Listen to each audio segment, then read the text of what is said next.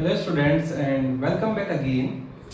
And today in this lecture we are going to discuss about phylum Annelida. In our previous lecture we have completed our phylum Aschelminthes. In phylum Annelida, first we will be discussing the general features of animal which has been mentioned in our NCERT. Then we will be learning about the classification of phylum Annelida. That phylum Annelida covers 5 major classes, and depending upon the features of annelid, they have been classified into different classes. So the first part of lecture, it would be about the general features of phylum Annelida. Phylum Annelida, a member of annelid, they are commonly known as metamerically segmented animal. They are commonly known as metamerically segmented animals. We have discussed about metameric segmentation in our basis of classification, and today we will be learning little bit details of metameric segmentation as well. So like porifers are commonly known as pore bearing animal or sponge. Coelentrates or cnidarians are known as animal with string cell. Ctenophores are known as sea gooseberry or sea walnut. Platyhelminthes are known as flatworm. Aschelminthes are known as roundworms. Similarly, annelid is known as metamerically segmented animal or simply segmented worm. They are having worm-like structure, but they are not helminth. Remember this thing. So if you have been any time asked about segmented worm or metamerically segmented animal, you will answer phylum Annelida, or we call it annelids. The guy who coined the term biology, John Baptiste de Lamarck. Lamarck was the one who classified these members under phylum Annelida. So who discovered phylum Annelida? The credit goes to Dr. Lamarck. Dr. Lamarck placed animal with special features under phylum Annelida, and this phylum covers about 9,000 species. If these things are not remembered, it doesn't make a big difference. But we are starting our lecture, so these basic things should be mentioned. So let me start about general features. General features of annelid. The first general feature which we always start during learning of classification or during learning of animal kingdom is habitat and habit. Annelids, they are normally found in aquatic habitat as well as they are also found in terrestrial habitat. In aquatic, there can be certain which are freshwater annelid. Classical example of freshwater annelid is Hirudinaria, or simply called as blood leech. Simply called as blood leech. So blood leech is a freshwater annelid. When we talk about marine water, that sandworm or zagworm, which we also call Nereis, a very prominent member of this phylum. Nereis is a marine water annelid. In terrestrial, the soil living are earthworm. The soil living are earthworm. That is about their habitat. अगर साथ ही साथ इनकी habit भी लिखता जाऊं मैं, for example blood leech parasite होता है. Blood leech is a ectoparasite. Nereis free living होता है. Nereis is a free living metamerically segmented animal. वो अर्थवर्म बोरोज में रहता है. It shows burrowing habit. Soil के अंदर वो छोटे छोटे बोरोज बना के रहता है. तो हैबिट में I can mention they could be free living और दे कुड बी पैरासिटिक और parasitic. They are not that much annelid which are parasitic in nature, ऐसा याद रख लेंगे. There are only few which belong to class Hirudinaria, that blood leech, that is ectoparasite. तो habitat and habit की अगर बात करें annelid fresh water, marine water और टेरेस्ट्रियल तीनों हैबिटेट में मिलते हैं। हैबिट से वो फ्री लिविंग भी होते हैं और पैरासाइट भी होते हैं। कुछ एनालिड सॉइल के अंदर डिग करके बोरोज बना के रहते हैं, ऐसी हैबिट को बोलते हैं borrowing habit. Next, if we discuss their level of organization, in our previous lecture in SK Helminthes I have told you कि सबसे पहले organ system level of organization SK Helminthes में डेवलप हुआ था, और फिर आगे जितने भी एनिमल पढ़ेंगे सब में ही organ system level of organisation होगा with reference to their body wall. आगे आने वाले जितने भी एनिमल हैं सारे ही ट्रिप्लोब्लास्टिक होते हैं। So they are triploblastic animal with organ system level of organisation. Then जो नई चीज इनमें आती है, if I talk about this coelom, the first animal जिनके अंदर ट्रू सिलोम डेवलप हुआ था, those were annelids. So annelids are the true coelom के लिए वर्ड यूज करते हैं eucoelomate. And in animal kingdom, true coelom develop first time in case of annelid। और इनका जो सिलोम बनता है वो by the split of mesoderm बनता है। ऐसा सिलोम जो मेसोडर्म के स्प्लिट होने की वजह से बने उसको शाइजोसिलोम कहते हैं। तो किस तरह का सिलोम होता है उनके पास? Answer is they are schizocoelomates. So annelids are metamerically segmented animals which can be free living or parasitic, living in aquatic as well as terrestrial condition, having organ system level of organization, triploblastic by body wall, and coelom is true coelom. The first true coelomates are annelid. Why we call that annelid? वो वाला part ही पढ़ेंगे। annelida जो नाम आया था, देखो annulus का मतलब होता है रिंग। जो वर्ड annuli पढ़ोगे आप, एनुलाई लैटिन वर्ड का मतलब होता है रिंग। इनके ऊपर रिंग लाइक स्ट्रक्चर होती है, इसलिए इनको एनिलिडा बोला था। वो मेटामेरिक सेगमेंटेशन में मैं कवर कर दूंगा। बॉडी प्लान भी यहां मेंशन कर देता हूं। Body plan majority of animal जो आगे पढ़ने वाले हैं उनमें body plan tube within tube type होगा। I said majority, all animal में नहीं। तो कुछ ऐसे एनिमल अभी आएंगे आगे जिनमें blind sac type of body plan भी मैं आपको पढ़ाऊंगा। इकोनोडर्मेट में हम पढ़ेंगे about a special type of animal which is having blind sac type of body plan. तो अभी for the mean time they are having a tube within tube type of body plan. So body plan, coelom, body wall, level of organization, last but not the least, it worth mentioning here that the symmetry of these animal, yes please, कैसी पढ़ा रखी है? They are bilaterally symmetrical. They are bilaterally symmetrical, or simply called it they have bilateral symmetry. ठीक है बेटा, अब one by one पहले हम डिस्कस कर लेते हैं मेटामेरिक सेगमेंटेशन के बारे में, और फिर कुछ और फीचर्स डिस्कस कर लेंगे एनालिड्स का। As we are discussing general features, first metameric segmentation और उसके बाद बाकी जनरल फीचर्स। तो मेटामेरिक सेगमेंटेशन से शुरू करते हैं। What is the meaning of metamerism and what is the meaning of metameric segmentation? आप लोगों ने पढ़ा हुआ है in your basis of classification, when the body of any animal is internally as well as externally divided into segment, and internal segment correspond to external segment with at least repetition of several organ, we call that metameric segmentation. And truly metameric segmented animal are annelid. Truly metameric segmented animals are annelid.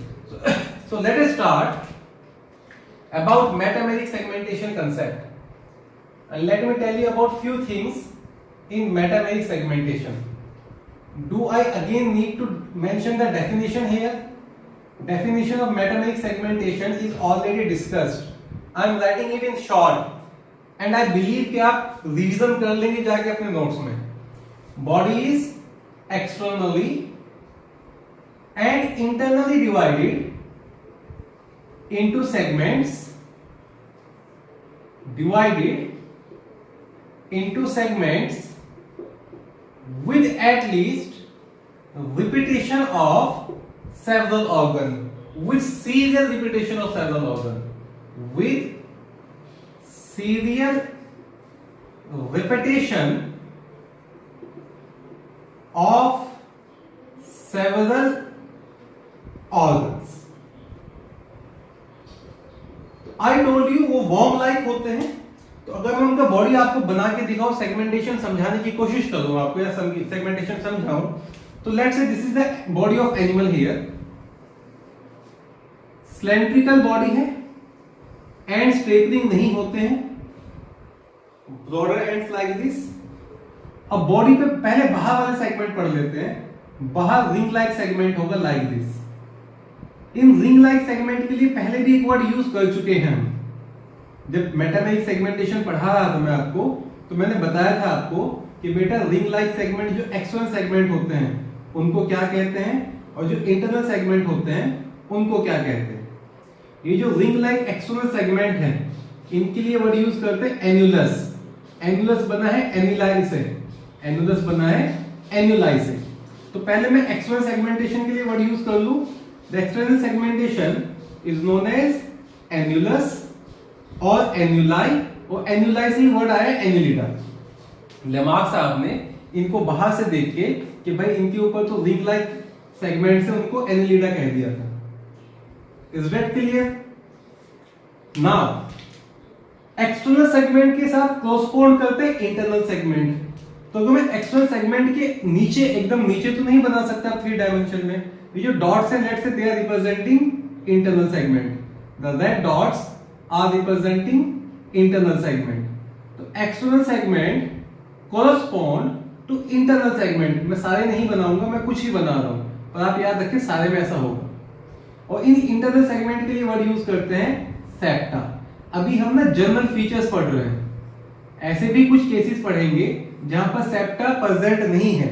जैसे जब अर्थोवोम आप पढ़ोगे तो you will come to know कि first 4 segment में septa होता ही नहीं है. तो पहले 4 सेगमेंट हॉलो होते हैं अंदर से, और 5वें सेगमेंट से सेप्टा आना शुरू होता है. तो खैर, internal segment is internal partition, transverse partition is known as septa, external segment is known as annuli. आप मेंशन कर सकते हैं septa is the term for internal segment and annuli is the term for external segment. ठीक है यहां तक. Next, जो first segment होता है बॉडी का, उसके लिए स्पेशल वर्ड यूज करते हैं. The word is peristomium. देखो, जो बायोलॉजी में वर्ड स्टोमा यूज करते हैं वो मेनली ना ओपनिंग के लिए यूज करते हैं. तुमने पढ़ा होगा बोटनी में in your lower classes stomatal four.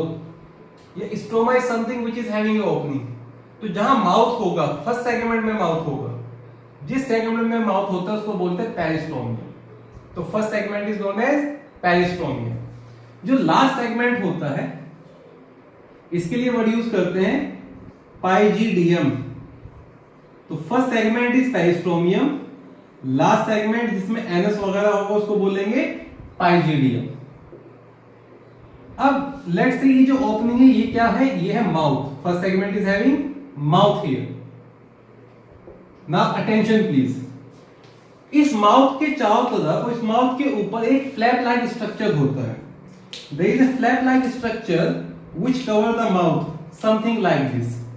A flap-like structure is present and that is covering the mouth, something like this.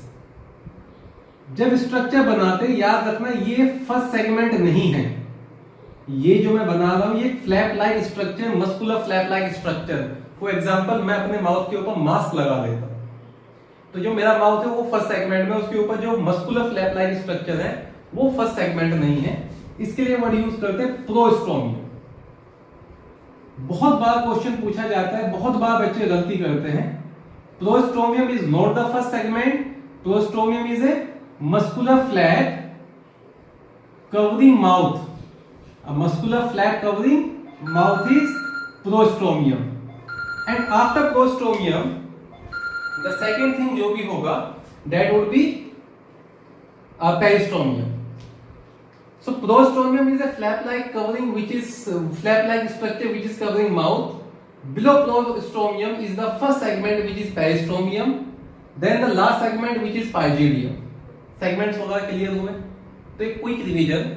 External segment is known as annuli, internal segment is known as septa, first segment is peristomium, last segment is pygidium, and the muscular flap which is covering first segment is known as clostridium. It makes a sense, easy to remember. Metameric segmentation भी complete हो गया. तो internal and external segment है. Internal segment external segment को correspond करते हैं. For example this is my external segment है, यहाँ पे मेरी बॉडी में सेगमेंटेशन है. तो अंदर की तरफ जब कैविटी का कंटिन्यूअस हो गई तो करस्पॉन्ड नहीं कर रहे हैं. तो अगर अंदर भी पार्टीशन है, ट्रांसवर्स पार्टीशन, तो हम वर्ड यूज करेंगे external segment is corresponding internal segment. Is that clear? Alright.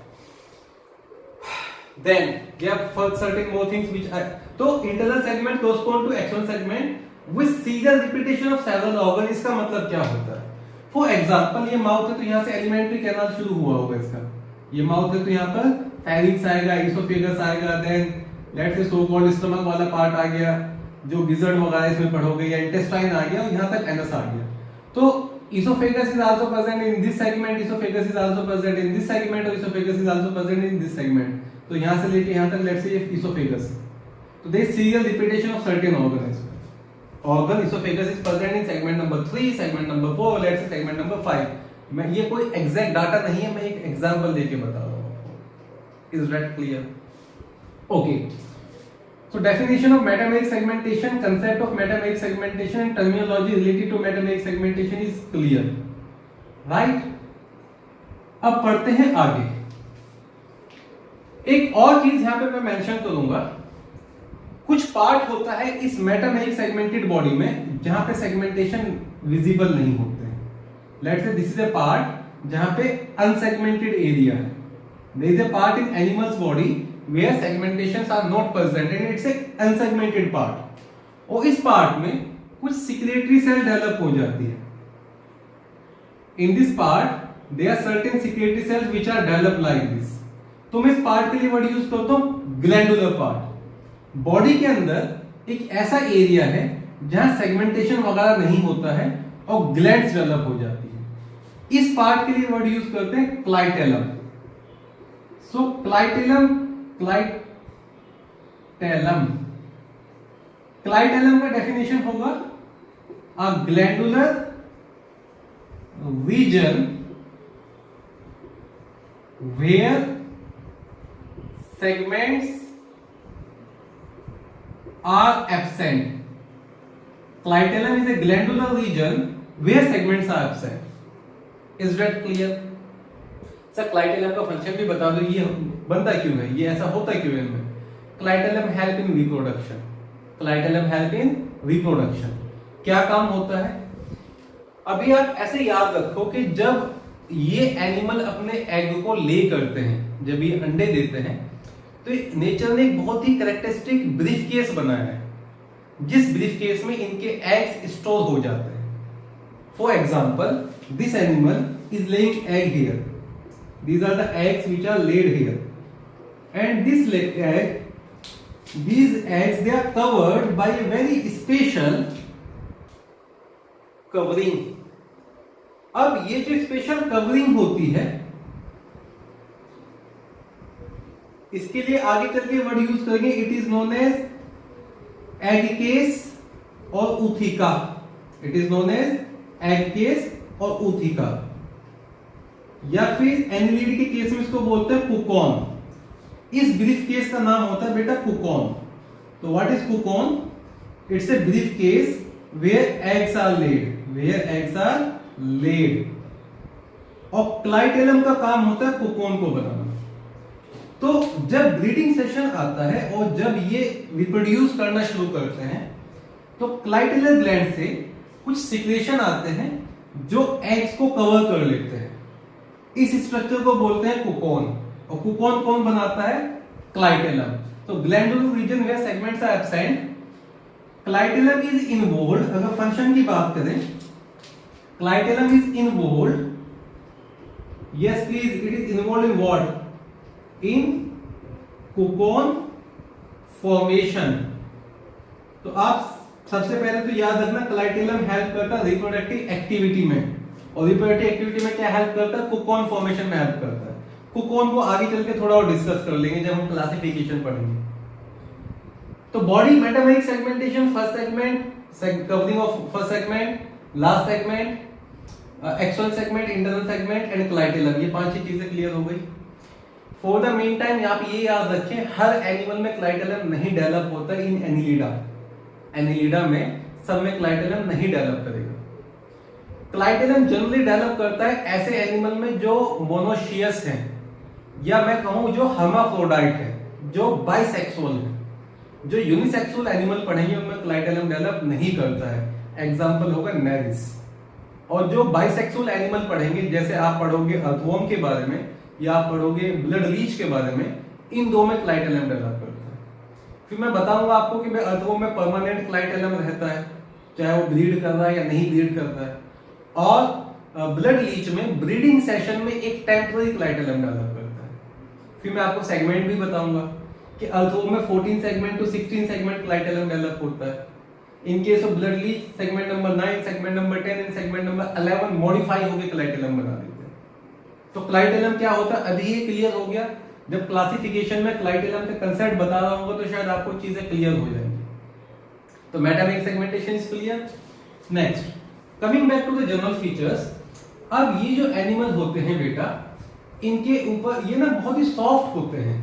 जो एनिलिड्स होते हैं they are generally very soft. और एनिमल सॉफ्ट कब होगा, जब उसके पास हार्ड एंडोस्केलेटन एलिमेंट नहीं होंगे। तो इनका जो एंडोस्केलेटन है वो एब्सेंट रहता है। Skeletal system is skeleton, it is absent. तो sir shape of the body कैसे मेंटेन करते हैं, ऑब्वियसली जैसे इनके एंसेस्टर्स, इनसे प्रीवियस एनिमल कर रहे थे। भाई आपके जो राउंड वॉर्म या फ्लैट वॉर्म है वो कैसे shape of the body maintain कर रहे थे, answer is by hydrostatic content. तो जो भी उनके लिक्विड लाइक फ्लूइड होता है वैसा ही शेप हो जाता था। इनका भी जो स्केलेटन होगा वो एब्सेंट होता है और shape is maintained by fluid, इसलिए उसको बोलते हैं hydroskeleton is here. Hydroskeleton is here. तो इनमें बोन्स वगैरह, कार्टिलेज वगैरह नहीं होते हैं, अभी ये याद रखना है। ठीक है बेटा। नेक्स्ट फिर पढ़ते हैं hydroskeleton is present. Bony endoskeleton और बोनी एक्सोस्केलेटन इज एब्सेंट। स्किन वगैरह इतनी मॉडिफाइड स्किन नहीं है, हम स्किन वर्ड यूज करेंगे पर वो स्किन नॉर्मल स्किन नहीं होती हमारे जैसे। Alright, then I was telling about body wall, यहीं पे क्लियर हो जाएगा। इनका जो बॉडी वॉल होता है सबसे बाहर outside here they are having cuticle.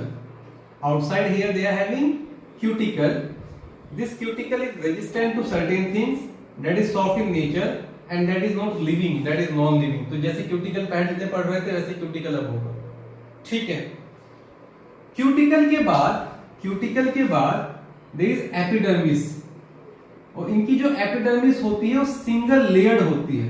Epidermis is single layered, single layered.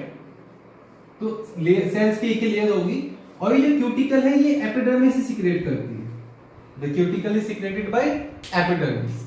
और नेक्स्ट वाला जो पार्ट होगा, जो नेक्स्ट वाली मेम्ब्रेन आएगी, that should be muscular layer. Annelid में दोनों तरह की मसल्स डेवलप हो जाती हैं। एनिलीड की बॉडी वॉल में दोनों तरह की मसल्स डेवलप हो जाती हैं। तो by the contraction and expansion of muscles वो मूव भी कर सकते हैं। सो सर्कुलर मसल सबसे पहले किसमें डेवलप हुई, आंसर इज एनिलीड। और लॉन्गिट्यूडनल मसल तो एस्कैलमेंथिस से आ ही गई थी। तो circular and longitudinal muscles they are present in body wall.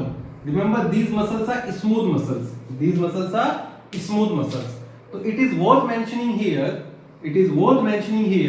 it can locomote by expansion and contraction of body wall। It can locomote by expansion or contraction of body wall। तो body wall में please आप याद रखिए, आपने पढ़ा था कि भाई एपिडर्मिस ऑफ एस्के हेलमिंथेस इज सिंकाइशियल और सिनोसिटिक, यहाँ पे सिंगल लेयर्ड हो जाती है और सिक्रेटरी होती है तो क्यूटिकल वगैरह बनाती रहती है and this circular and longitudinal muscles are present. Cuticle के बारे में पढ़ेंगे, ये भले ही नॉन लिविंग है पर एक्सचेंज ऑफ गैसेस में हेल्प करती है। तो क्यूटिकुलर रेस्पिरेशन है, क्यूटेनियस रेस्पिरेशन में वर्ड यूज करूंगा। क्यूटिकल उनकी स्किन की जैसी है, ठीक है बेटा। ये हो गया बॉडी वॉल के बारे में। नेक्स्ट, अब कुछ सिस्टम्स वगैरह डिस्कस करने शुरू कर देते हैं इनके।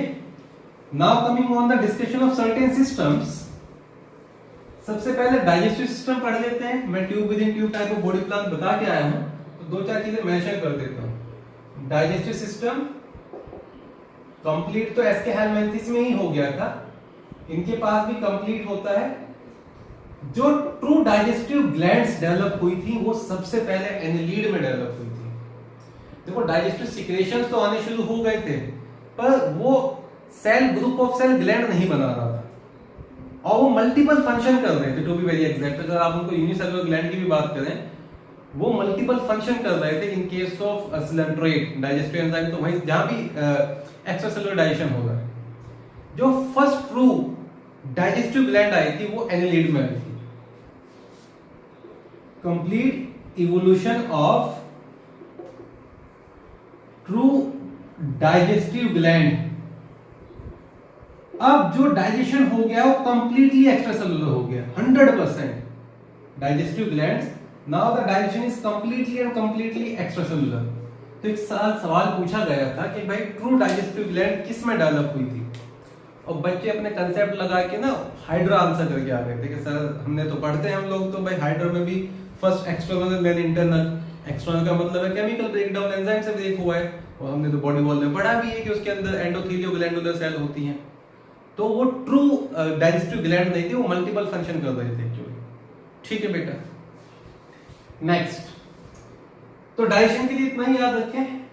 कुछ एनिमल, देखो कुछ एनिमल सॉइल पे फीड करते हैं, जो अर्थवॉर्म वगैरह होंगे वो ऑर्गेनिक ह्यूमस मैटर की सॉइल खाएंगे। कुछ एनिमल ब्लड सकिंग भी होते हैं, sanguivorous, blood leech is the classical example. Few members are sanguivorous, few members are sanguivorous. से वो ब्लड कैसे सक कर लेते हैं, उनके मुंह में जाके ब्लड क्लॉट नहीं करता। उनके जो स्लाइवरी ग्लैंड होती है वहां पे स्पेशल सिक्रेशन आते रहते हैं जिसको बोलते हैं हीरोडिन, और हीरोडिन एक तरह का एंटीकोगुलेंट होता है। तो जो भी ब्लड लीच होता है वो अपने स्लाइवरी ग्लैंड से हीरोडिन बनाता है जो एंटीकोगुलेंट है। ये मैं मेंशन करूंगा क्लासिफिकेशन वाले पार्ट में। फिर बच्चे पढ़ते हैं इनका circulatory system, and this is really important. Circulatory system के बारे में थोड़ा सिलोम के बारे में भी रिवाइज मतलब मुझे बता देना, मैं सिलोम के बारे में भी कंसेप्ट और बताना चाहूंगा आपको। Circulatory system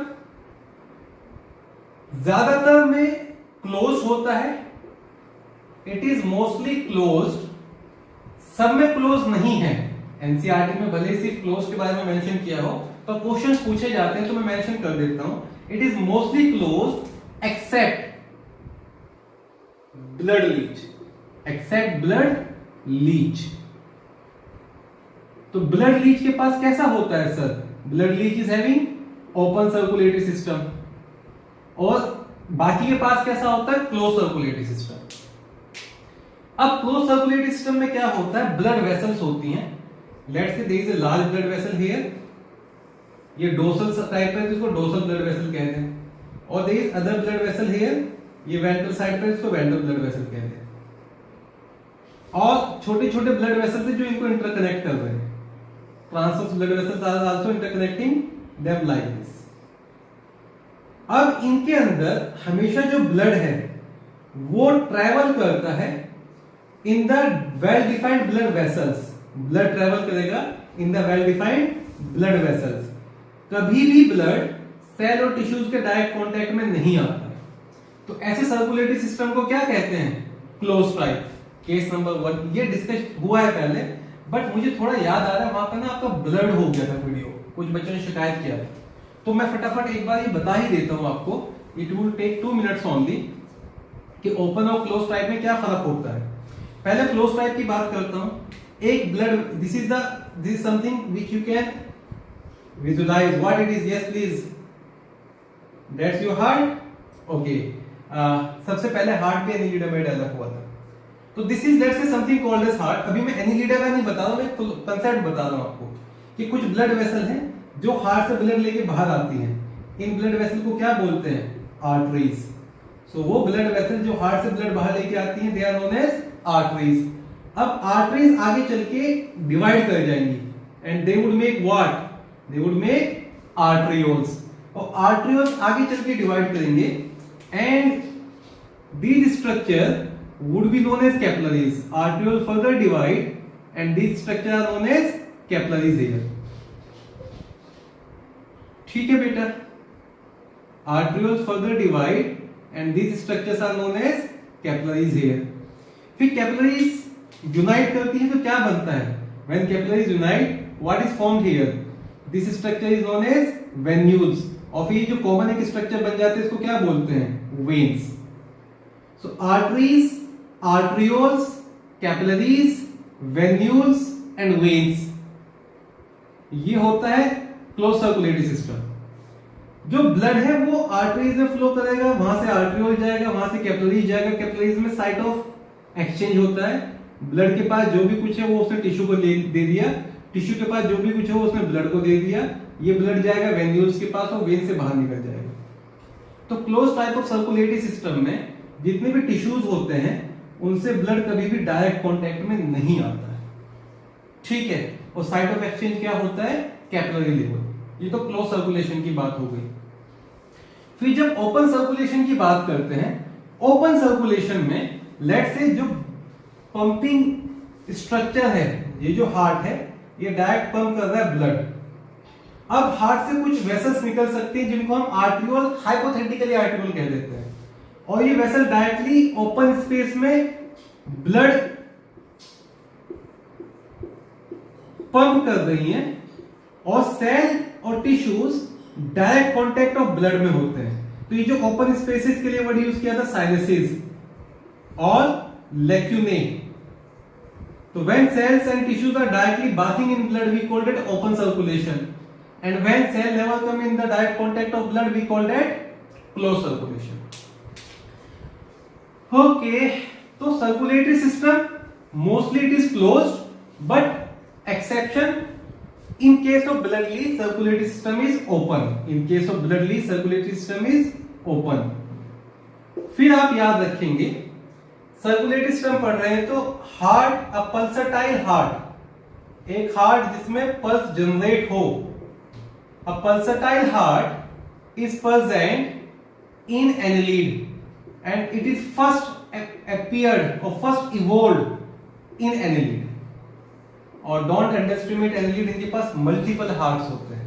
I will be telling you earthworm is having 4 pair of tubular heart. Even earthworm is having 4 pair of tubular heart. Then बच्चे, तो pulsatile tubular heart is there. उसके बाद अगर इनके ब्लड की बात करें, ब्लड भी अगर मैं कंसेप्ट वाइज बात करूं, सबसे पहले एसके हेलमेन, सबसे पहले एनिलिडा में ही आया था. ब्लड भी सबसे पहले अपना ब्लड एनिलिडा के पास ही आया था. अब याद रखेंगे, this is something very very important to remember. Doctor Aristotle ने सारे एनिमल को on the basis of RBC divide किया हुआ है. नहीं है और एक साइड वो सारे हो जाए जिनके पास आरबीसी है. तो दो मेजर ग्रुप है, एनाइमा और इनआइमा. एनाइमा में वो होते हैं जो आरबीसी नहीं होती है, नो आरबीसी. सिर्फ इनआइमा में आरबीसी होती है. जितने भी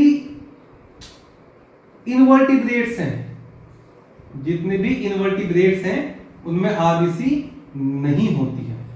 तो चाहे अब तक आपने जो पढ़ा हो, जो आगे इनवर्टिब्रेट पढ़ने वाले हो, किसी में भी आरबीसी नहीं है. तो ब्लड तो है पर आरबीसी नहीं रहती, याद रखना. तो इनका जो ब्लड होता है that is red. Sir red क्यों होता है? क्योंकि उसके अंदर हीमोग्लोबिन होता है और हीमोग्लोबिन के साथ साथ एक और हीमोग्लोबिन का एक बहुत ही जायंट फॉर्म होता है. हीमोग्लोबिन में 4 ग्लोबिन चेन पढ़ेंगे आप. अगर ग्लोबिन चेन हंड्रेड्स में हो जाए तो उस जॉइंट फॉर्म को बोलते हैं इरिथ्रोक्लोरीन।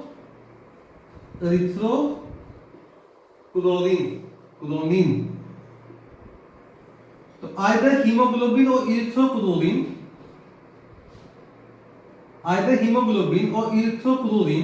is present as pigment।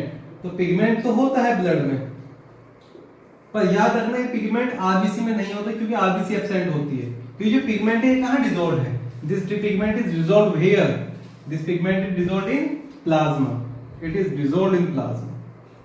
Very very important, यहाँ पे क्वेश्चन गलत नहीं करेंगे। मैं फिर से बता रहा हूं, उनमें आरबीसी वगैरह नहीं होती है, डब्ल्यूबीसी होती है।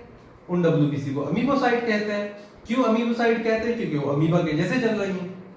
Amoebocytes of blood cells are present, but blood cells are not RBC. I will mention here RBCs are absent. तो बच्चे इनके पास ब्लड होगा, ब्लड रेड होता है, उसमें हीमोग्लोबिन और इरिथ्रोक्लोरीन होता है। एक क्लासिकल एग्जांपल पढ़ोगे आप, that is I guess Sabella is here, मैं मेंशन कर दूं क्लासिफिकेशन में, उसमें क्लोरोक्लोरीन होता है, तो स्लाइटली ग्रीनिश ब्लड भी है, वो थोड़ा सा एक्सेप्शनल है, उसको छोड़ दोगी। तो blood is red in majority, hemoglobin or erythropoietin is there, they are dissolved in plasma, RBCs are absent. Blood cells are present which are transporting other thing and which are undergoing phagocytosis providing immunity, they are known as amoebocyte or WBC, they are present। ठीक है बेटा, तो circulation के बारे में mostly close होता है, exception है ब्लड लीक जिसमें ओपन सर्कुलेशन है। पल्सटाइल हार्ट होता है, ब्लड होता है जो सबसे पहले अपीयर हुए, ब्लड रेड होता है हीमोग्लोबिन और इरिथ्रोपोietin की वजह से। ये ब्लड पिगमेंट प्लाज्मा में डिसॉल्व होते हैं, ये ब्लड पिगमेंट गैसेस भी ट्रांसपोर्ट करते हैं, आरबीसी नहीं होती है, blood cells amoebocytes are present. ये सर्कुलेटरी सिस्टम के बारे में हो गया। देन पढ़ते हैं क्या एक्सक्रीटरी सिस्टम। मैं पहले रेस्पिरेटरी बता देता हूं, फिर excretory. First let us cover their respiratory system, then we will be covering their excretory system. So if you talk about the respiratory system well developed और specialized respiratory system सबसे पहले develop हुआ था Annelida में। अब तक तो जो वर्म्स वगैरह था कि भाई अगर आप हमें बॉडी के अंदर रखोगे तो हम एनारोबिक हो जाएंगे, बॉडी के बाहर रखोगे तो हम बॉडी वॉल से गैसेस एक्सचेंज कर देंगे। ब्लड नहीं था, ब्लड का कोई रोल नहीं था ट्रांसपोर्टेशन ऑफ गैसेस में। इनके अंदर cuticle and epidermis are very very permeable to air, तो इनकी जो सो कॉल्ड स्किन है वो ट्रांसपोर्टेशन एक्सचेंज ऑफ एयर कराती है। जो भी ब्लड वेसल्स पेरिफेरल है जो स्किन के पास आ रही है, वहां पे एक्सचेंज ऑफ गैसेस होता है। आपके अंदर एक्सचेंज ऑफ गैसेस कहां होता है? In your alveoli. तो आपके पास कैसा रेस्पिरेटरी सिस्टम है? Pulmonary. Your respiratory system is pulmonary type. इनके अंदर एक्सचेंज ऑफ गैसेस कैसे होता है? With the help of skin. और स्किन के लिए वर्ड यूज करते हैं क्यूटेनियस। तो majority of them are having cutaneous respiration. Exchange of gases occur via skin, and that type of respiratory system is known as cutaneous respiratory system. Cutaneous respiratory system. You can remember when they respire, they look very cute. Majority of them, when they respire, they look very cute. Still I am forgetting that slow वाला part को जरूर बताना, उसके बाद slow वाला part ही बता दूंगा, मुझे वो क्लिक कर रहा है बार बार। Okay, then locomotion भी अब हाँ बचा हुआ वो भी बताना। तो majority of them gaseous exchange अगर via skin, that is what we call cutaneous respiration. In certain annelid, there are gill-like structure which are developed. तो जब गिल से रेस्पिरेशन होता है उसको बोलते हैं ब्रेकियल रेस्पिरेशन। जब आपका लंग से रेस्पिरेशन होगा तो उसको बोलेंगे पल्मोनरी रेस्पिरेशन, और जब स्किन से होगा तो उसको बोलेंगे cutaneous respiration. In few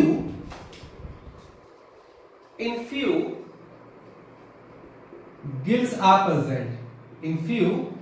are present, और जब रेस्पिरेशन गिल से होता है तो उसको क्या बोलते हैं? Brachial respiration.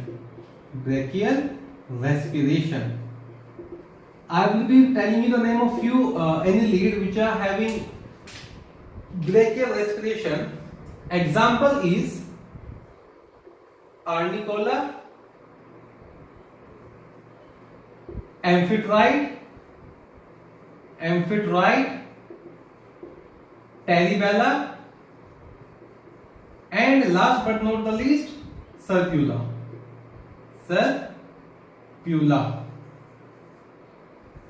These are four classical examples of annelid which are having gills. These are annelid with gills.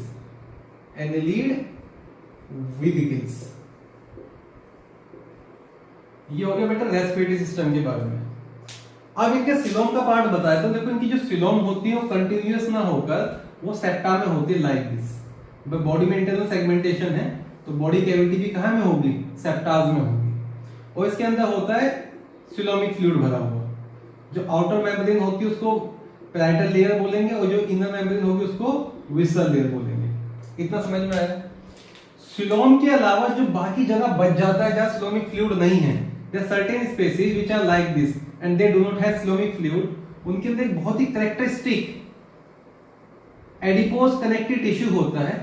a very characteristic adipose connective tissue is here। ये मैं कह सकती हूँ ये जो फ्लूइड है इसके अंदर फैट भी होता है और इसके लिए वर्ड यूज करते हैं बोट्रीडियल टिश्यू। इसके लिए वर्ड यूज करते हैं बोट्रीडियल टिश्यू। तो बोट्रीडियल टिश्यू बताना था मुझे, काफी इंपॉर्टेंट है, इस पर क्वेश्चन पूछे जाते हैं। So what is this botryoidal tissue here? There. What is this botryoidal tissue? Botryoidal tissue is a type of connective tissue। जैसे आपने पढ़ा था ना प्लेटी हेलमिंथेस में, उसमें पैरेन्काइमा भरा हुआ था जहां बॉडी ऑर्गन में स्पेस बचा था।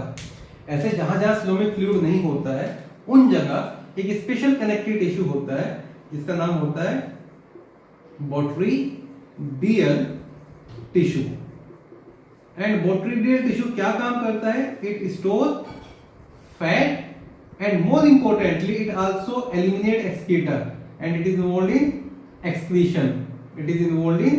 एक्सक्रीशन। अच्छा, ये बोट्रीडियल टिश्यू कहां पढ़ेंगे ये भी मैं मेंशन कर देता हूं। In the member of class blood reach, जो हियोडिनिया क्लास पढ़ेंगे उसके अंदर ही बोट्रीडियल टिश्यू होता है। ये मैंने इसलिए बताया है क्योंकि अगला कंसेप्ट बताने वाला हूं मैं एक्सक्रीशन का, कि नेफ्रीडिया के साथ साथ बोट्रीडियल टिश्यू भी हेल्प करते हैं एक्सक्रीशन में। नेफ्रीडिया के साथ साथ botryoidal tissue also involved in excretion. Alright, ये डायग्राम हटा दूं क्या? एक चीज बता देता हूं फिर हटा देता हूं, ठीक है। लोकोमोटरी स्ट्रक्चर्स, तो एक तो आपने लोकोमोशन पढ़ लिया है, मुझे ऐसा याद है। आप याद करेंगे कौन सा मोड ऑफ लोकोमोशन बताया अभी तक मैंने? बातों में एक मोड ऑफ लोकोमोशन बता दिया था मैंने जब मैं आपको बॉडी वॉल बता रहा था। तो आई टोल्ड यू कि भाई उनकी जो बॉडी वॉल होती है वो मस्कुलर हो जाती है और उसमें कॉन्ट्रैक्शन और एक्सपेंशन से ये मूव कर सकते हैं। अपेंडेजेस का क्या मतलब बताया था?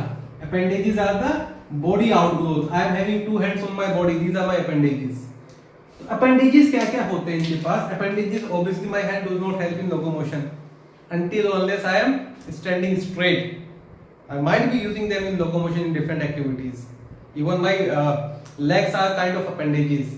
I am bipoda or tetrapoda? I am tetrapod. How many limbs I have? 4 limbs. 4 limbs and 2 hind limbs. So total 4 limbs are there. And these are appendages, right?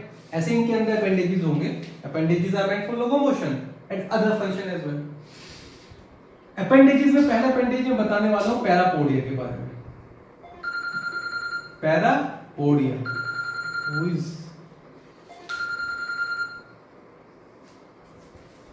जो पैरापोडिया होते हैं, देखो पोडा वर्ड आता है आपका लेग लाइक स्ट्रक्चर से, पर exactly leg नहीं है, leg primitive type of leg है।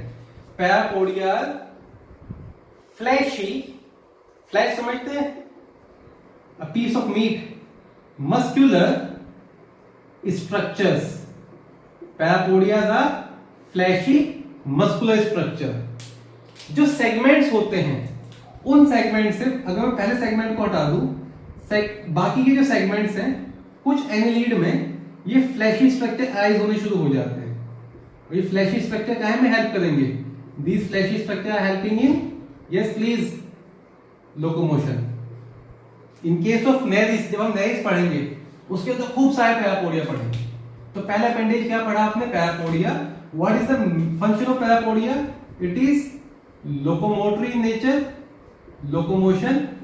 मोर ever parapodia also help in respiration, exchange of gas भी होता है इन स्ट्रक्चर से। कुछ में ये एक्सक्रीशन का भी काम करेंगे, पर वो मैं मेंशन नहीं करता हूं, पर मैं बता रहा हूं कि कुछ में ये एक्सक्रीशन का भी काम करेंगे, भले मैं मेंशन नहीं कर रहा हूं फॉर सर्टेन रीजंस। तो अभी लोकोमोशन और रेस्पिरेशन याद रख लेना, ठीक है। देन एक तो होता है फ्लैशी स्ट्रक्चर। कुछ के अंदर अगर मैंने इन सेगमेंट को कुछ मॉडिफाई कर दूं, फॉर एग्जांपल मैं सेगमेंट को कुछ ऐसे शो कर रहा हूं, ये सेगमेंट यहाँ पे खत्म हुआ, ये सेगमेंट यहाँ पर खत्म हुआ, ये सेगमेंट यहाँ खत्म हुआ। जो एडजेसेंट सेगमेंट है उनके बीच में कुछ सैक लाइक स्ट्रक्चर कैविटीज हैं, ऐसे यहाँ पर कैविटीज हैं। इन कैविटीज से अराइज होते हैं कुछ काइटिन के स्ट्रक्चर, इन कैविटीज से अराइज होते हैं कुछ हार्ड काइटिनियस स्ट्रक्चर, और इन हार्ड काइटिनियस स्ट्रक्चर को बोलते हैं सीटे। तो सेकंड स्ट्रक्चर जो पढ़ोगे अपेंडेज में, दैट वुड बी सीटे, और some people also call that setae. पर ये टर्म सही नहीं है, आप सीटे याद रख लो, ये इंपॉर्टेंट है। What are setae? What they are made up of? These are hard chitinous structures. These are hard chitinous structure and they also help in locomotion. They also help in locomotion. Help in locomotion. सीटे mainly present होते हैं बेटा earthworm में, सीटे mainly present होते हैं earthworm में, और नेरिस के अंदर पैरापोडिया और सीटे दोनों होते हैं।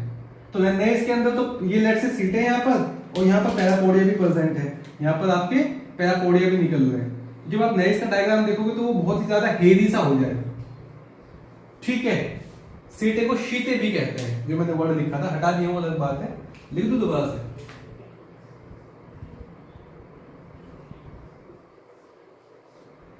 शीते कुछ अजीब सा टर्म नहीं है। ऑल राइट, अपेंडेजेस में पैरापोडिया एंड सीटे बहुत आर इंपॉर्टेंट, और दोनों में डिस्कस कर दी हैं। ये मस्कुलर फ्लैशी होता है, लोकोमोशन के साथ रेस्पिरेशन और कुछ में एक्सक्रीशन भी करता है। ये सीटे जो है वो सिर्फ लोकोमोशन में हेल्प करते हैं। अर्थवॉर्म में सिर्फ सीटे होंगे, नेक्स्ट में दोनों बता दूंगा, और ब्लड लीच में दोनों ही नहीं होंगे। तो वो तो स्विमिंग वगैरह या डोपिंग वगैरह करेगा, वो बताऊंगा कैसे करेगा। Done up to here. तो we have discussed digestive system, circulatory system as well as respiratory system. Next हमें पढ़ना है their nervous system. Next is their nervous system. तो nervous system में एसके हेलमिंथिस का nervous system ही evolve होके एनिलीड में आ गया था। तो एसके हेलमिंथिस में बताया था ना, एक नर्व रिंग बनती है, it is represented by a nerve ring. और कैसी नर्व रिंग बताई थी? circumpharyngeal nerve ring. It is represented by circumpharyngeal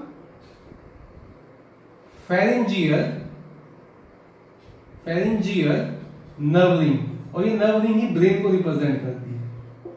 तो इनका जो सो कॉल्ड ब्रेन है वो कौन रिप्रेजेंट करता है? इनकी नर्व रिंग। नर्व रिंग के साथ साथ इनके पास होती है solid ventral double nerve code, right. और इन नर्व कोड के साथ साथ इनके पास होते हैं गैंग्लियास। And what is ganglia? These are the aggregation of nerve cell. तो nerve ring, nerve code, remember जितने भी नॉन कोडेड पढ़ोगे उनके पास जो नर्व कोड है वो वेंट्रल होगी और सॉलिड होगी, और जब कोडेड पढ़ोगे तो नर्व कोड होलो हो जाएगी और डोर्सल हो जाएगी, राइट। फिर इनका सेंसरी सिस्टम पे डिस्कस कर लेते हैं। सेंसरी सिस्टम देखो, एसके हेलमिंथिस में हेड वगैरह नहीं बनता है, एनिलीड में सिफिलाइजेशन हो जाता है, तो एक वेल डेवलप्ड हेड है, उसी के चारों तरफ ये सेंसरी स्ट्रक्चर होते हैं, पर सब में हेड नहीं होता, अर्थवॉर्म में हेड नहीं होता, पर नेरिस के अंदर हेड होता है। तो sensory system, cephalization is the formation of head, is well developed in whom? Civilization is well developed in case of Neris. Although do not have a well developed head. A distinct head is absent in earthworm. Sensory system में इनके पास होते हैं receptors. जो आपके पास annelids होते हैं उनके पास sensation के लिए हेड वाले पार्ट पर या एंटीरियर पार्ट पर प्रेजेंट होते हैं रिसेप्टर्स. और रिसेप्टर्स अलग अलग तरह के सेंसेशन को आई विल से परसीव करते हैं. वो रिसेप्टर जो परसीव करते हैं लाइट सेंसेशन को उनको कहते हैं फोटो रिसेप्टर्स. तो either they would be having photo receptors on the anterior part. भाई जिनके पास वेल डेवलप्ड हेड है तो उनके हेड पर रहेंगे, और जिनके पास वेल डेवलप्ड हेड नहीं है उनके एंटीरियर पार्ट पर फोटो रिसेप्टर्स रहेंगे. So they are the one which sense light. फिर उनके पास होते हैं टच रिसेप्टर. टच रिसेप्टर के लिए वर्ड यूज करते हैं टैक्टाइल रिसेप्टर या टैंगो रिसेप्टर. तो टैक्टाइल और tangoreceptor they are the one which perceive touches. Then उनके पास होते हैं बेटा taste receptor which we call gustatory receptor. तो टेस्ट रिसेप्टर, टच के receptor as well as light receptor they are present on the anterior side of body. फिर वो annelid जो वाटर में रहते हैं, जो स्विमिंग कर रहे हैं, उनके पास स्पेशल टाइप के रिसेप्टर होते हैं बैलेंस करने के लिए. आप इन रिसेप्टर्स को पहले भी पढ़ चुके हो. एंड दो receptors are known as statocyst. तो जो स्टेटोसिस्ट होता है these are the receptors which are meant for balancing. तो आप सेंसरी रिसेप्टर में याद रखना कि इनके बॉडी पर अलग अलग तरह के रिसेप्टर होते हैं जो अलग अलग तरह के स्टिमुलस परसीव करते हैं. Light stimulus, they can detect the presence and absence of intense light or dim light. Then they are having touch stimulus, they can perceive taste stimulus. Last but not the least, those which are living in water, they can even have balancing receptor which help in the balancing of body while swimming. तो बच्चे ये हो गया about sensory system. फिर एक और system इनका बचता है and that system is excretory system. Let us discuss about the excretory system and then reproductive system. So two more systems are remaining here. When we talk about excretory system, अब तक हम animal में एक trend पढ़ते आ रहे हैं. आपने पढ़ा प्लेटीहेलमिन्थस के पास कौन सा excretory स्ट्रक्चर होता है? Flame cell. फिर आपने पढ़ा एस्केहेलमिन्थस के पास कौन सा excretory स्ट्रक्चर होता है? You will answer giant H-shaped Renites cell. When we talk about the excretory system, in case of annelid, they are having different or several excretory structures. The first one, excretion is done by nephridia. Excretion is done by nephridia. The singular term for nephridia is nephridium. Singular for nephridia is nephridium. By definition, nephridia are tubular coiled structure. These are tubular coiled structure which help in excretion as well as osmoregulation. Excretion as well as maintenance of water salt environment of body which we call osmoregulation. If I make nephridia here, जो आपको वैसे भी पढ़ना तो नहीं है, पर just for the sake of topic, let me mention draw a structure of nephridia. Nephridia tube-like structure होती है. उस ट्यूब-लाइक में एक तरफ होता है एक फनल शेप, और इस फनल शेप के ऊपर सीलिया भी होते हैं, तो इसको बोलते हैं बेटा ciliated funnel shape. A ciliated funnel shaped structure with pores are there, and let's call that nephrostome. Let's call that nephrostome. मैंने अभी बताया था आपको कि भाई स्टोमा वर्ड काहे के लिए यूज करते हैं? ओपनिंग के लिए. देन नेफ्रोस्टोम से ट्यूब अराइज होगी. It would be continuing like this. एक पार्ट होगा जिसको स्ट्रेट पार्ट बोलेंगे, एक पार्ट होगा जिसको स्ट्रेट पार्ट बोलेंगे, उसके अंदर ट्यूब्स होगा, और जो सेकेंड पार्ट होगा उसके अंदर I will say highly coiled structure होंगे, something like this. And this straight and coiled part, they are opening outside via common excretory duct like this. तो जो नेफ्रिडिया है वो कुछ ऐसा दिखता है. इस नेफ्रिडिया के अंदर कुछ स्ट्रेट रीजन होते हैं और कुछ हाईली कॉइल्ड ट्यूबुलर एरियाज होते हैं like this, and all these open outside by common excretory duct something like this. चलो इसको हम मेंशन भी करते हैं, नेफ्रोस्टोम हो गया, ये स्ट्रेट ट्यूब्यूल हो गया, देन कॉइल्ड में ये डिस्टिल कॉइल ट्यूब्यूल, और ये हो गया proximal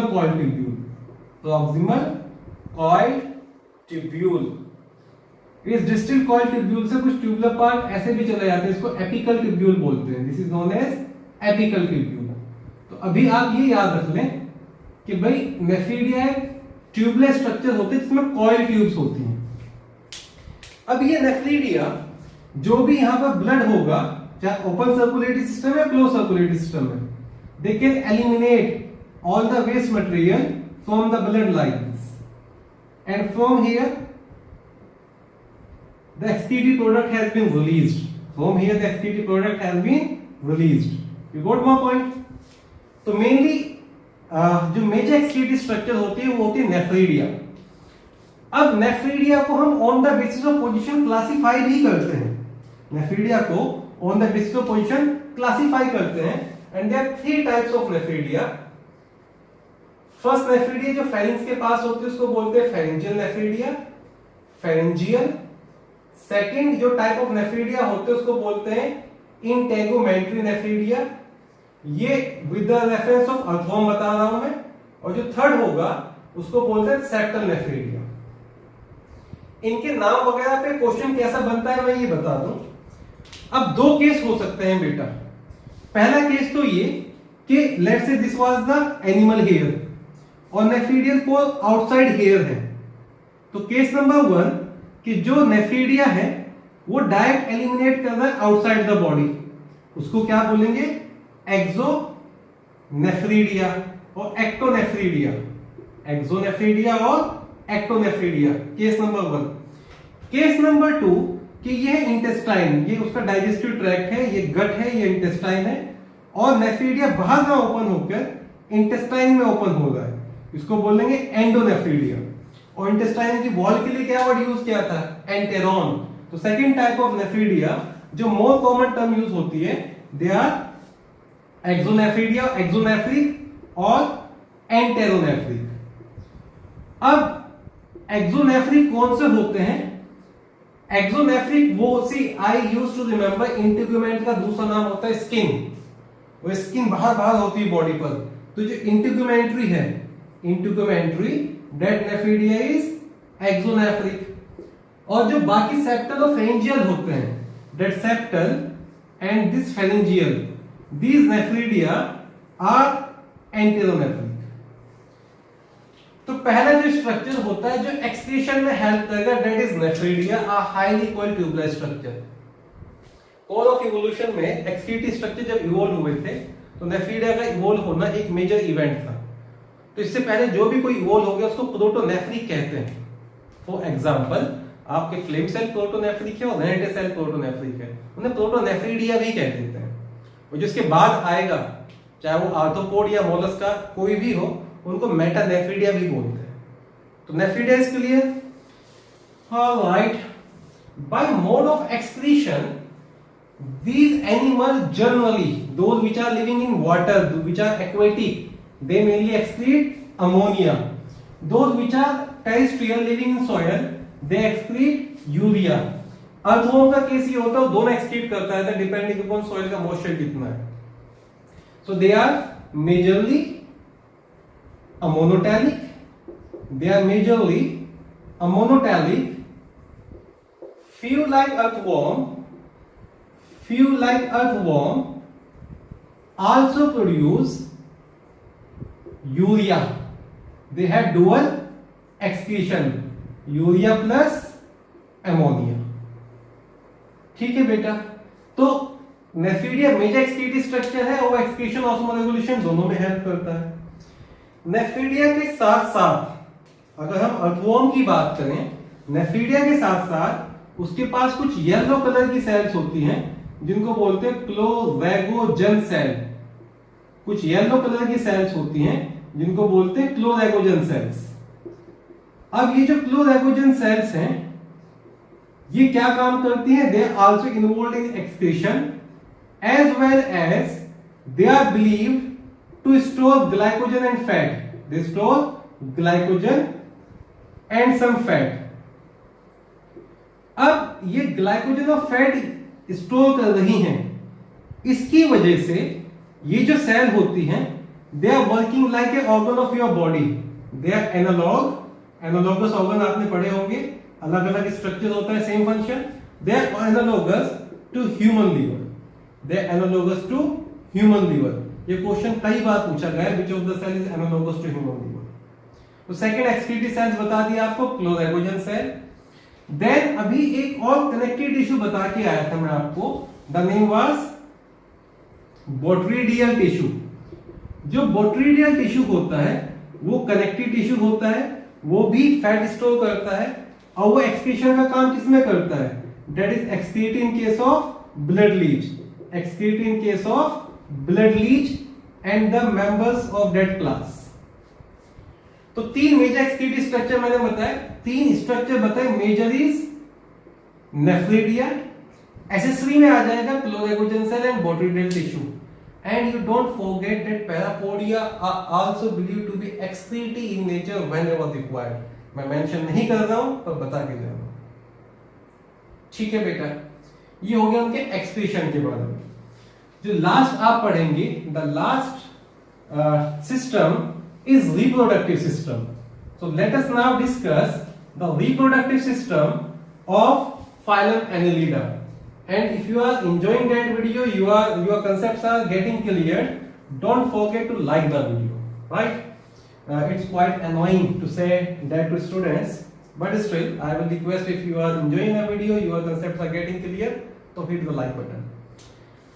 All right, the reproductive, and don't mention that in comment, right? Ki sir, I have liked the video. Reproductive system. You know, there was a student who did the same thing. I don't know who is he. जब इनका reproductive system की बात करते हैं तो आप याद रखेंगे majority of them they undergo sexual reproduction.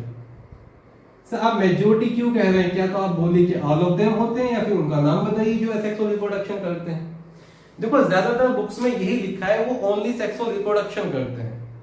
पर एक मेंबर होता है, द नेम इज शिटोप्टेरस, और शिटोप्टेरस में ट्रांसवर्स बाइनरी फिशन भी होता है.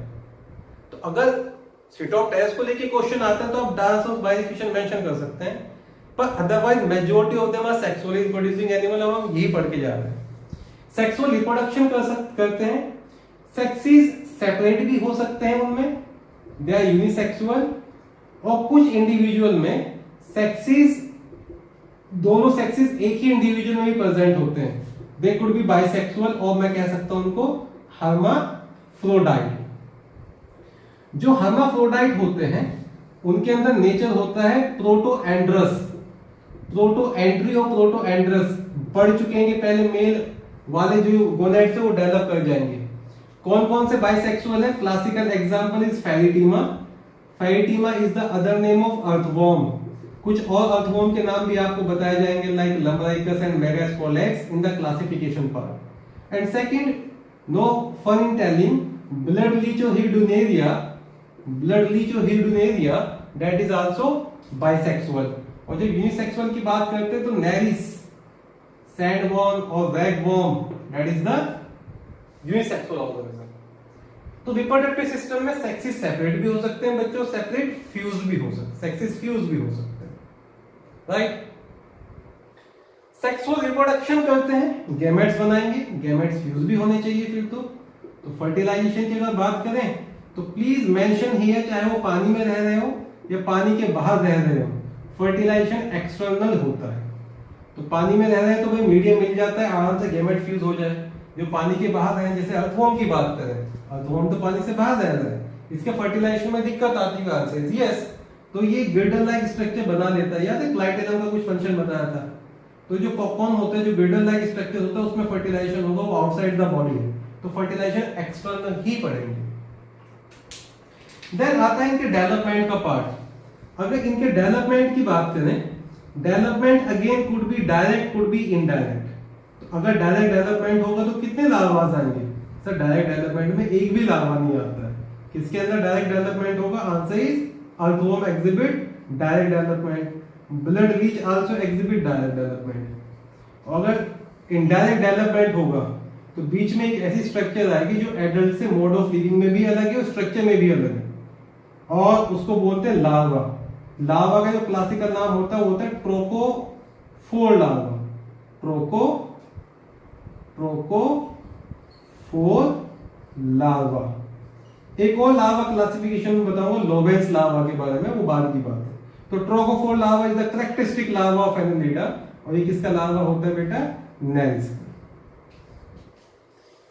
So sexes are separate, undergo sexual reproduction, could be unisexual or bisexual, fertilization is external and development could be direct or indirect। ये हो गया रिप्रोडक्शन के बारे में एनिलिडा। फिर रिप्रोडक्शन में ना कुछ और चीजें ऐड करते चले जाएंगे। जब नेल्स का पढ़ेंगे तो मैं बताऊंगा उनके अंदर ना हेटेरोनेल्स बनता है। आई मीन टू से उनके अंदर कुछ पार्ट बॉडी का रिप्रोडक्टिव एक्टिव हो जाता है, कुछ नहीं होता। थोड़ा बहुत अर्थवर्म का भी रिप्रोडक्शन वाला पार्ट मैं बता दूंगा इन द क्लासिफिकेशन। एक और याद रखना, ये जो एनिमल होते हैं इनमें से कुछ के अंदर होता है living organism which have property to emit light. उसके लिए क्या वर्ड यूज करते हैं? Bioluminescence. So they have a property to emit light. दो क्लासिकल एग्जांपल है, one is polynoid and second is Chaetopterus. So there are two classical examples which exhibit light emitting property. A living organism which is having the ability to emit light, we call that bioluminescence. Pollinae and Phytophthora are bioluminescing organism here. तो बच्चे Annelida में क्या क्या advancement I from एस्केहेलमिंथेस? Annelida में sir coelom आ गया। पहले coelom compartment में होता है, वो अलग बात है, शाइलोम। एनिलिडा के अंदर सर्कुलेटरी सिस्टम डेवलप हो गया, ब्लड आ गया, हार्ट आ गया। देन फिर एनिलिडा में मेटामेरिक सेगमेंटेशन होता है। एनिलिडा के अंदर सेक्सेस सेपरेट होते हैं, सेक्सुअल रिप्रोडक्शन होता है, डेवलपमेंट डायरेक्ट भी हो सकता है, इनडायरेक्ट भी, फर्टिलाइजेशन एक्सटर्नल होता है। इनकी एपिडर्मिस सिंगल लेयर्ड होती है सर, उनकी सिंकाई शेल थी, और इनके अंदर हेड भी डेवलप होना शुरू हो गया। इनकी सेंसी स्ट्रक्चर्स मोर डेवलप्ड होती है, नर्वस सिस्टम मोर डेवलप होता है, डाइजेस्टिव सिस्टम में फर्स्ट ट्रू डाइजेस्टिव ग्लैंड इनमें डेवलप होती है।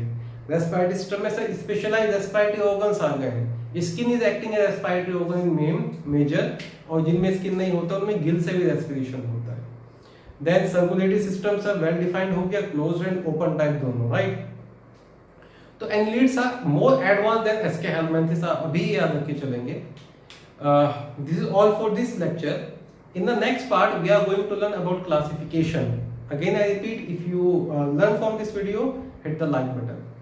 Stay safe, keep working hard, solve the assignment at time. एस्केहेलमिंथेस का असाइनमेंट अपलोड हो गया था, आई बिलीव आपने कर लिया है। एनिलिड के बाद फिर आपको ना कंबाइंड असाइनमेंट भी भेजने की सोच रहा हूँ मैं, कि कंबाइंड असाइनमेंट देता हूँ, लेट चेक के कितना किया आपने। And we have to score 180 out of 180 in zoology this time, not a single question should be wrong. NCERT लगातार पढ़ते रहे। I wish you a very good luck, stay safe, take care, bye bye, thank you, class is dismissed.